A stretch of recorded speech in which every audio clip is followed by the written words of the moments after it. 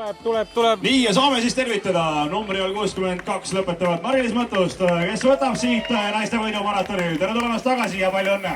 Mari-Liis Mõttus, palju õnne! Rakke maratoni võit käes. Ja aitäh teile, ma olen väga õnnelik praegu.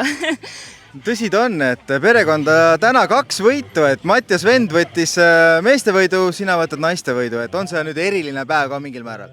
Ma arvan, et ma olen Mattiase võidu üle rohkem rõõmsam kui enda oma üle, et muidugi enda sõidu üle olen ka väga uhke, aga ma arvan, et Mattias väärib seda, et väga tore päev.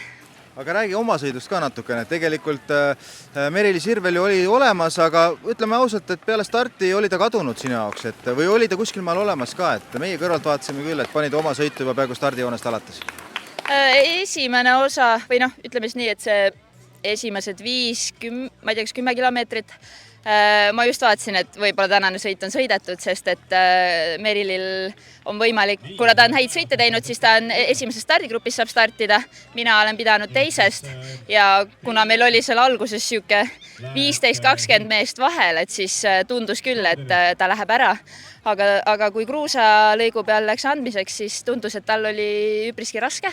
Et siis saime saba peale. Alguses oli mõte, et proovin temaga koos sõita, aga kuna enesetunne oli täna nii hea, siis pidi ju proovima.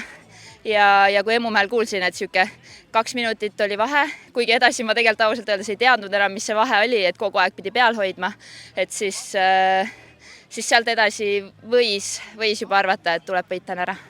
Aga kuidas Rakke rada oli, et Rakkel on siin igasuguseid krutskeid tehtud aegade jooksul, et kuidas tänane rada oli, et kuidas sa kokku võtad? Täna oli, kuna oli üpriski kuiv siis ja paar sellist maasikat oli ära võetud, siis oli kindlasti kiirem kui varasematel aastatel.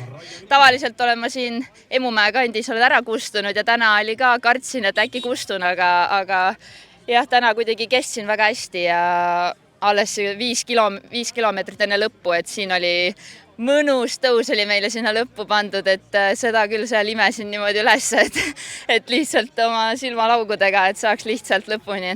Aga ei, selles mõttes ikka jällegi maastikuratta vääriline maraton. Nii ta on, igal juhul palju õnne sulle. Näeme sind hooaja viimasel maratonil, Tallinna maratonil ka. Ja kindlasti, ma arvan, praeguse seisuga tahaks kohal olla. Eks muidugi iial ei tea siin, meil on mõtteid on olnud, et tahaks väikse puhkusega teha vahepeal, ei ole üldse jõudnud, aga praeguse seisuga ikkagi tahaks sarja lõpuni sõita, et siis neid punkte oleks vaja.